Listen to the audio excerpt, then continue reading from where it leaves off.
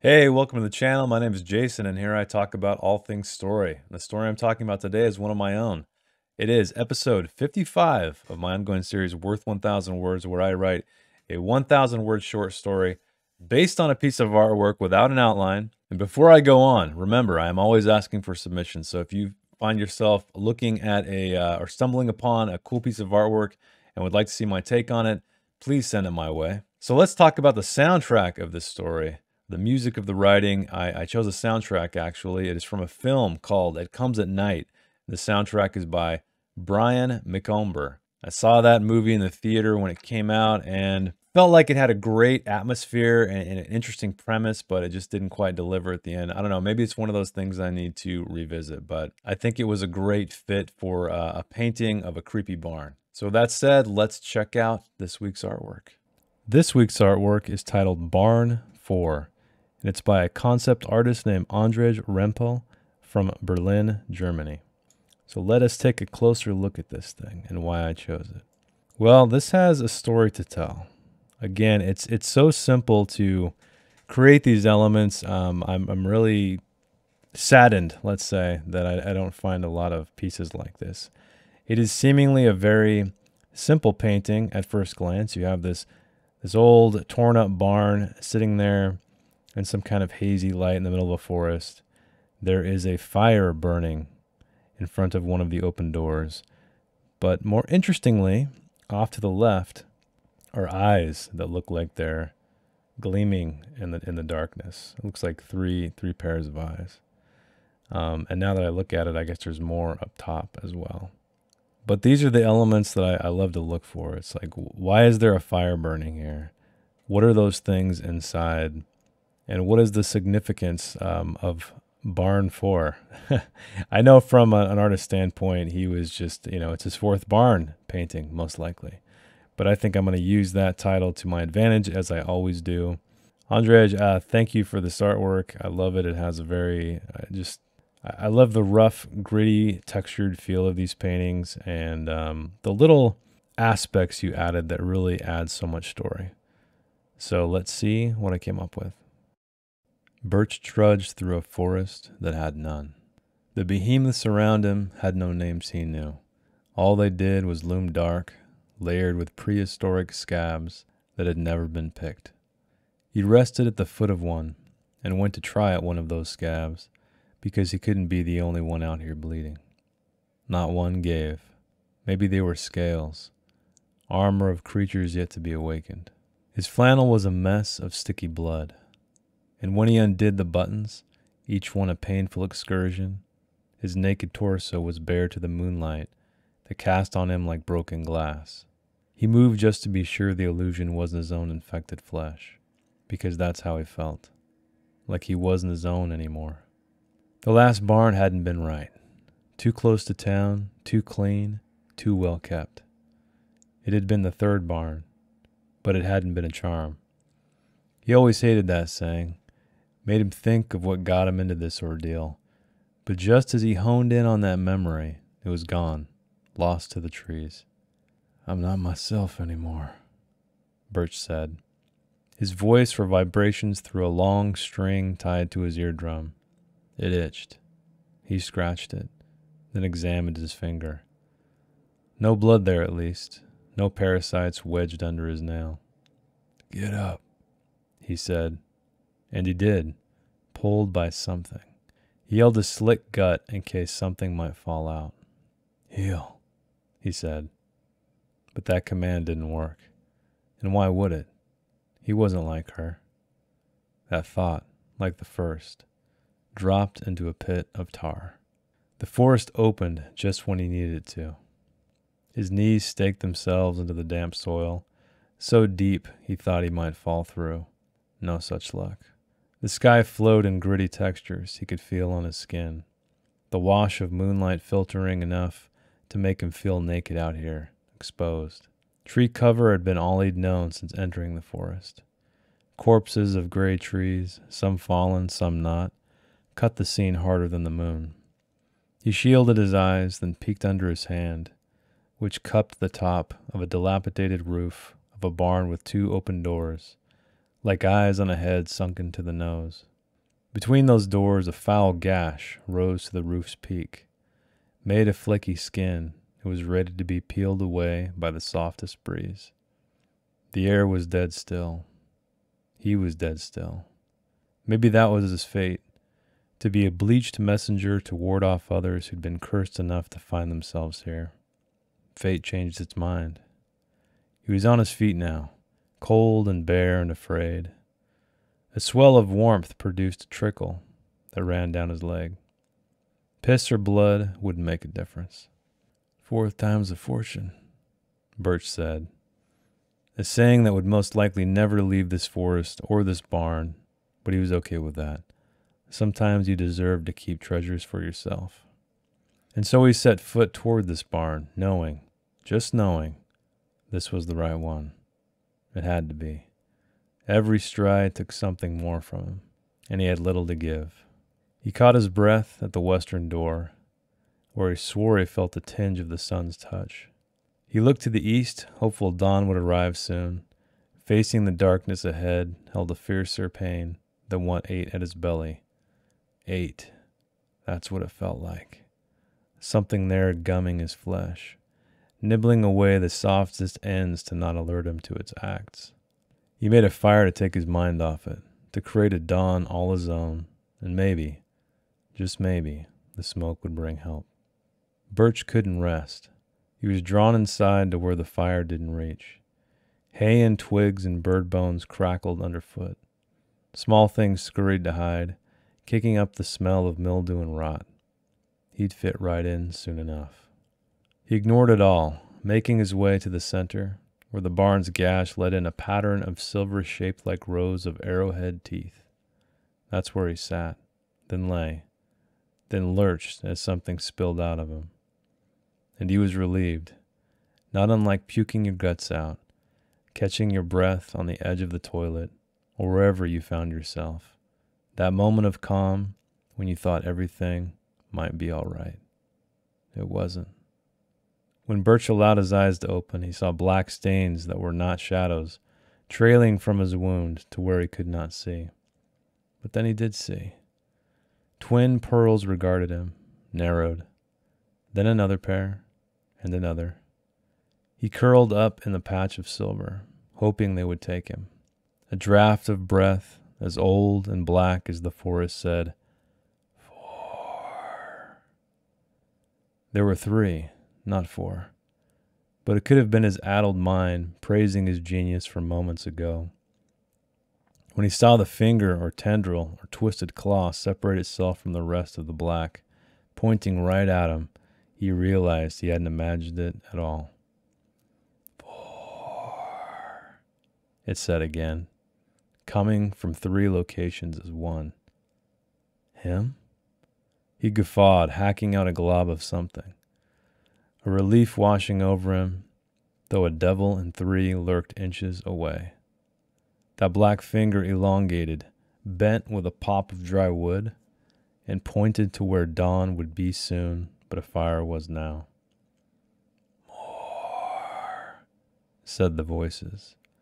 He knew just what they meant, what he was, and where he was going for the first time in days. You are yourself, Birch said. And he was, but not alone, not singular. The threads of that connection didn't dwindle with distance, and he didn't have to look back to know the 3 of the 4 he was part of were watching him expectantly from the hollow of an old barn. All right, 7 minutes in before I begin writing whatsoever, and you can see that I'm a stickler for interesting first lines, and so I named the character Birch. Birch trudged through a forest that had none.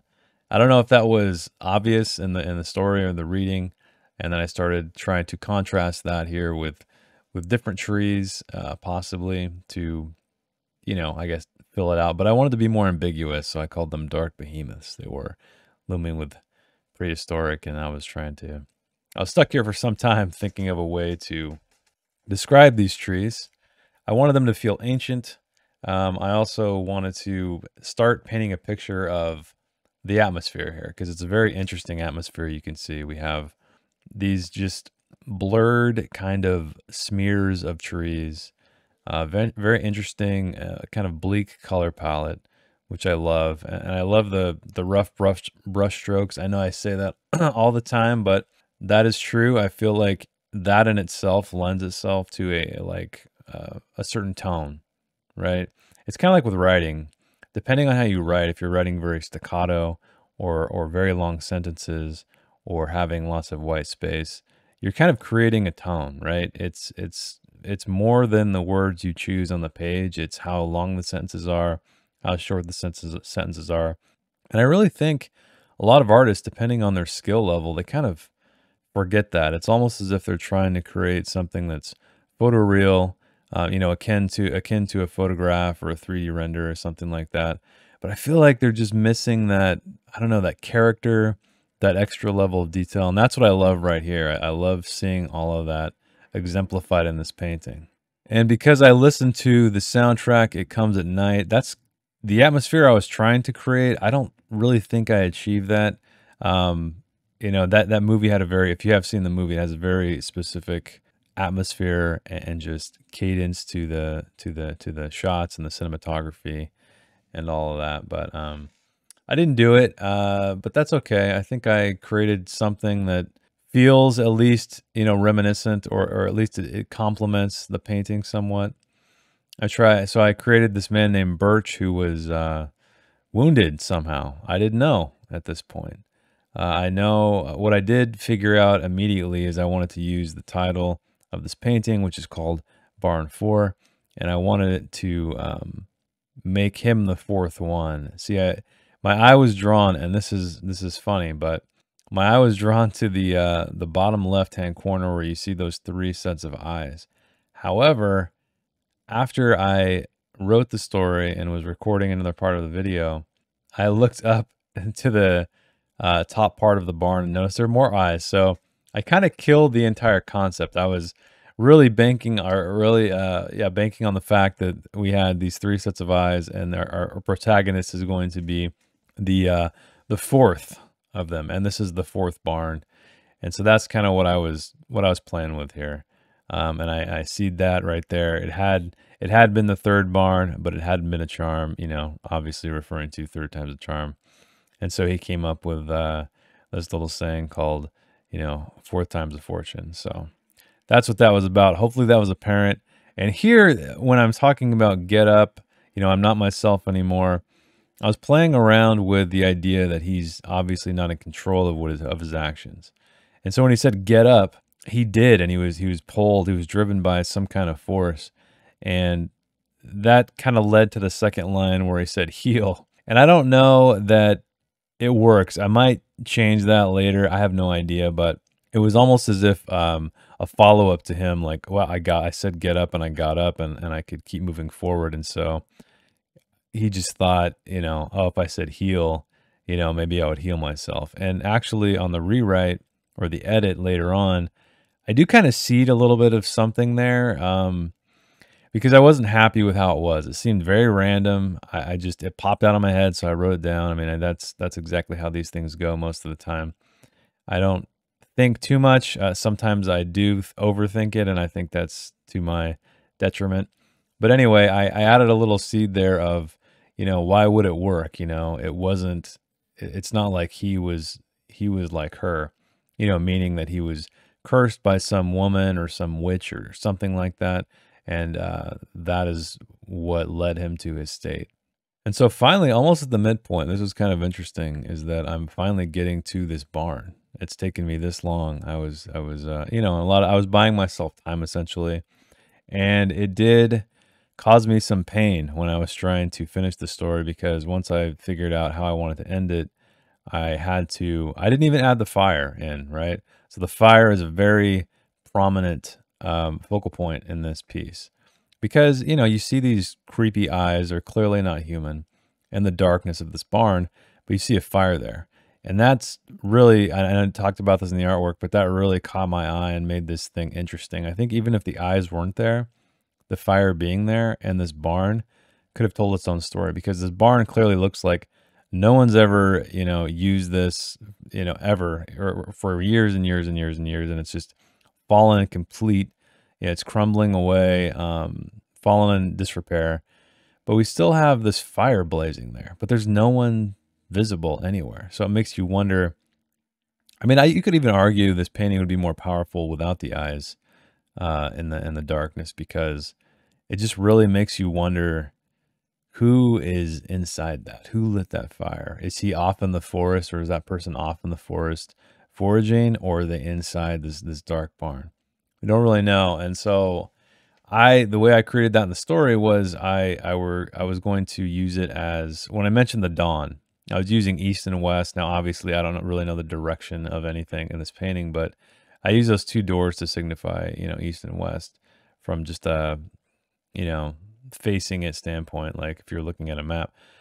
But and so I chose the eastern one as dawn, the rightmost one.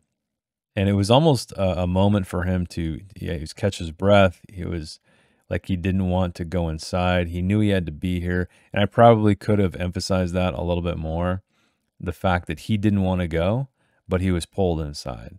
And so I didn't even write that until after. And I think I went, about 1,050 words or maybe more before I even wrote that. And so I had to do a lot of editing.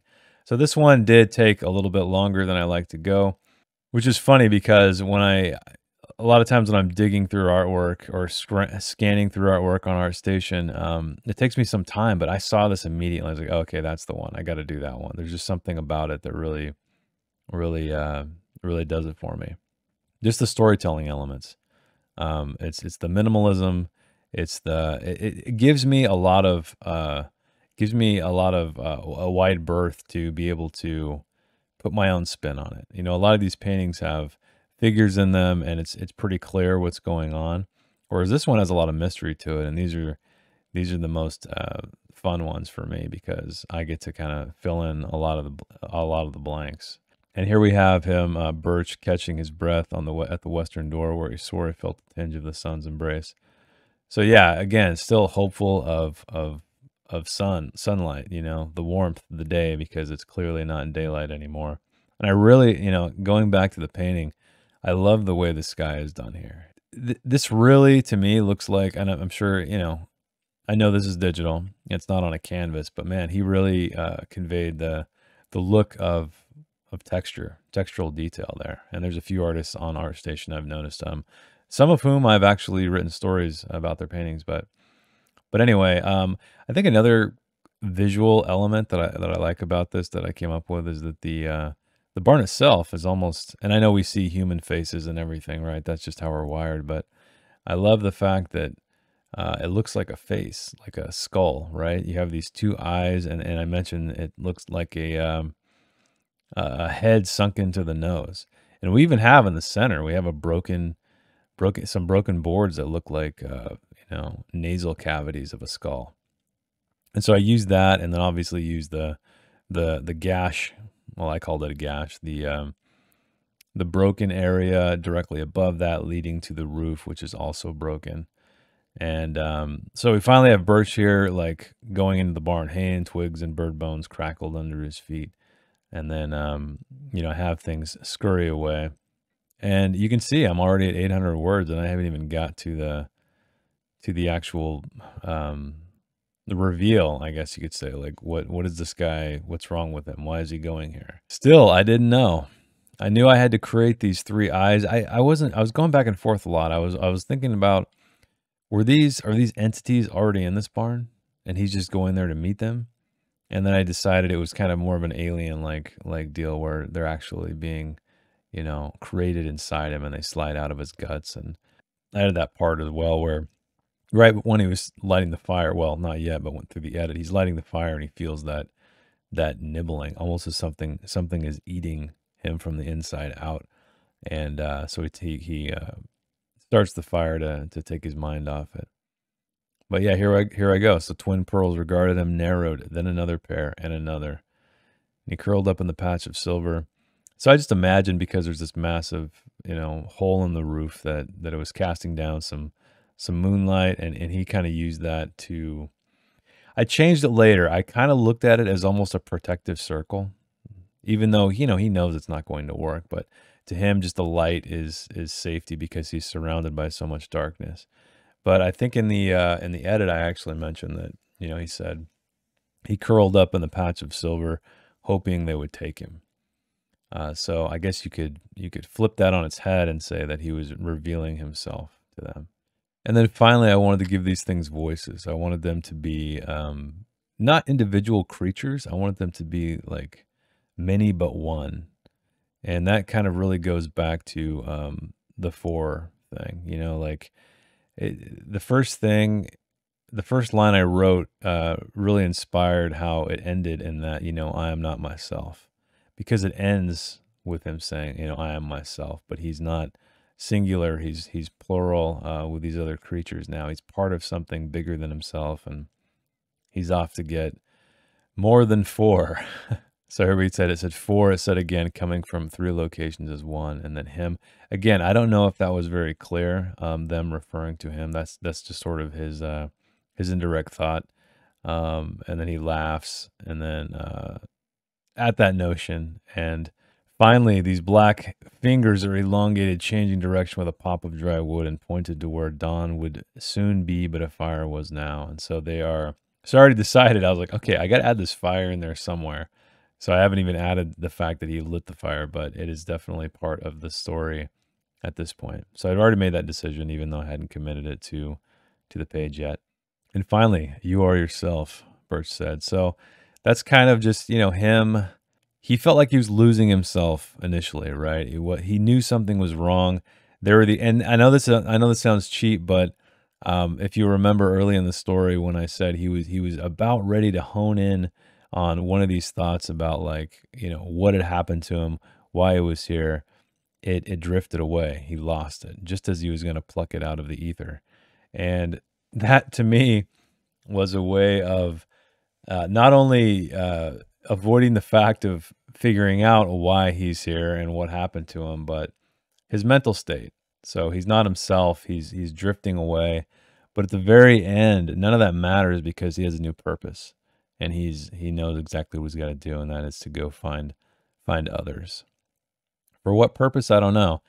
And I'm really, and I know I've been doing this the last few stories, but leaving a lot of that mystery, right? Just trying to capture the emotion, trying to capture the atmosphere, trying to ask questions and not answer them all. And I think that I know you may be listening to this thinking, well, that's pretty lazy. Like it's so much better when you know exactly what's going on. And I think there's a lot to be said for that. So a lot of the stories I've written in the past, I did create a solution or a reason for what was going on in the story, and a resolution possibly, even if it's somewhat open-ended. And I think that's a great thing too. There's a lot of power there as well. But I'm finding, like, partially it's because this exercise is difficult in that, I'm just doing this on the spot without any kind of outline, and you have to kind of just think on your feet really quick. I'm definitely turning away from making sure I answer every question. So yes, I'm not going to lie to you and say it's because it's for effect and I'm trying to create mystery, and I don't want all the answers, or I don't want everything answered. Yeah, part of it is definitely like, I don't know. I don't have time for it. I don't want to sit here all day and, figure that out for hours, because I think that sort of just defeats the purpose of the exercise here. The exercise is to get a story out. Hey, if I have an epiphany, which I have had in plenty of these stories, if I have an epiphany and I'm like, okay, I know exactly where this is going. I know the ending. I know it's going to end immediately when I start writing it. And I can kind of, pepper in all the foreshadowing and stuff. That's great. That's a great day for me. Those days are few though. And I'm sure if you've ever written something by the seat of your pants, when you get to the end, you're like, oh shit, now I know what I need to do. Now I know exactly what I need to do. But that didn't happen. And here I'm already running in an hour and a half. And so I'm trying to wrap it up. I was doing some heavy deleting to get myself down below 1,000 because I had yet to complete the final paragraph for the final line. And that to me, as you know, is very important. It's as important as the first line.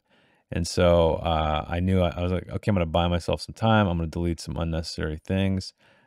Even after reading it again, I could see other stuff I could delete.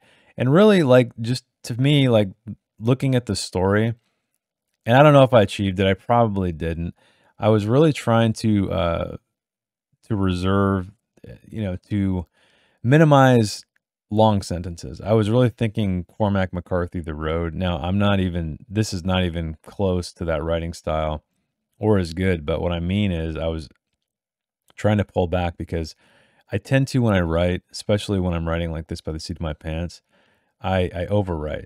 I'll write, I'll write a declarative statement, comma, additional stuff, comma, additional stuff, to add a lot of flavor and color to it. And usually I delete that stuff in a the editing phase, and I was doing that here for sure, but I was always trying to be conscious of that as I went because again, this is a very short exercise. I mean, I guess if you consider an hour and a half short, I'm not sure, but here we are at 1,001 and 1,000 even, and we're about to wrap it up. I think I tweaked a little bit of the wording here because again, this is a important part for me.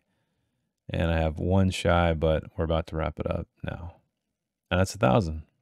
Welcome to the end, dear viewer. I am so glad you made it. This is where I talk about my final thoughts, what I liked, what I didn't like, maybe something I learned from the story. So if you listen to the writing, then you'll know a lot of this, but if you didn't, let's talk about it. So this one obviously took a lot longer than I was hoping for. I was trying to create that Cormac McCarthy, The Road kind of atmosphere. I know there's a little bit of a supernatural element to it because we have these glowing eyes in the recesses of this barn. And this one was a difficult one for me to figure out. I mean, I started off with a man named Birch, right? I know. And he was wounded and he was stumbling through this ancient forest or seemingly ancient forest. And that's exactly how I tried to paint that picture is I wanted these trees to feel ominous. I wanted just everything to feel that way. And then I also used the number, obviously, the title of this piece, which is Barn 4. And I hinted that he had like gone to 3 other barns before this. And I know that sounds funny, but I just love using the title of the art, because that he chose that because it was literally probably the 4th barn study he painted, but I wanted to add some significance to it. And so that's what I did. I used the old adage, 3rd time's a charm, and I turned that on its head and called it 4th time's a fortune. And old Birch, this guy, he was very proud of the fact that he came up with that on the spot. Whether or not it's been said before, it probably has. I don't know. It just popped out of my head. But I always knew 4 was going to be very significant. So I'm glad that I kept with that idea. Not only was it the 4th barn that he found himself in that he needed to go, but he was the 4th part of something. He discovered that he had he was cursed with birthing, I guess, these demonic entities in this barn. And then he felt part of something, and he knew he was because early on in the story, I had him actually vocalize the fact that he was not himself. And then at the very end of the story, he felt like he belonged, he mattered. And I think that's one regret of the story. I wish I would have characterized him a bit more as maybe he never felt like he belonged. He was an outcast of sorts, and this was his way of finally feeling like he fit in. I thought about it briefly, but the word count was really constricting me with everything I'd written so far. I guess I could have destroyed that. I'm sure while you read these, you can tell that I'm trying to figure stuff out in the beginning. I'm a little bit more descriptive than normal. I'm setting the stage. I'm not just charging through to the end, and that's what I was doing here. And so I think I could have eliminated some of that stuff at the beginning, a little of that fluff, if you want to call it, and started to characterize him a little bit more, give a little bit more reason why he was here, how he found himself here, like what caused him to be in this wounded state. But alas, it doesn't always happen, right? It doesn't always happen. I think if this was a traditional short story where I had more time and I was plotting it out and tweaking some stuff, yeah, this would be a very different thing. But that is not the point of what I'm doing here. So that would be, I think, my one regret here. And I also did talk about mystery. Now, I've talked about this in a few of my last videos about I don't always need to answer every question or solve every problem in a story. Part of it is due to the fact that I have these constraints on myself when I write these. And And sometimes it hits you, sometimes it doesn't, and that's just how it is. And this time it didn't hit me. And so what I did is I used a device of him sort of being pulled away from himself. He is literally not himself. And so just the moment when he was trying to pluck those thoughts from the sky, they were gone to him, right? And I even hinted at the fact when he was talking about healing himself as a command right after he said, get up. I alluded to the fact that there was a woman, maybe a witch, maybe somebody else, but someone who had power of some kind. And then I failed to complete it. And that's okay, right? We can't all figure it out every single time on the spot. So I guess that's a workaround for you. If you're stuck in your writing and it's holding you up, the fact that you don't know all the answers, why don't you just leave them unsaid, leave them a mystery, and then get to the end and then revisit it and know if, is this necessary? Do I need to answer these questions, or do I just keep it unknown and let the reader themselves fill in the blanks? I know some people hate that. Some people like every little thing spelled out for them. And well, I mean, those really aren't my readers, honestly. So, and maybe they're not yours either. But that's it for me. I think that's a good enough overview of the story. And if you'd like to support the channel, give me a like if you like the video, subscribe if you like story-related content. Check out my books in the description, my longer form stuff. I'm finally having some time to submit my next novel to Amazon to get approved so I can check it out. So that shall be coming soon. And I also have a couple more book reviews. I know a lot of people out here aren't fans of these videos, but they do like book reviews. And so those are in the works, as well as 2 books I quit. So if you like the quitting series, then you're in for a treat because I got 2 more coming for you. But anyway, I will let you go. Thanks for hanging out with me, and keep reading, keep writing, and I will see you next week. Thanks. Bye. If you'd like to read the story in its non-video format, check the link in the description. I didn't edit anything else, promise. Thanks again.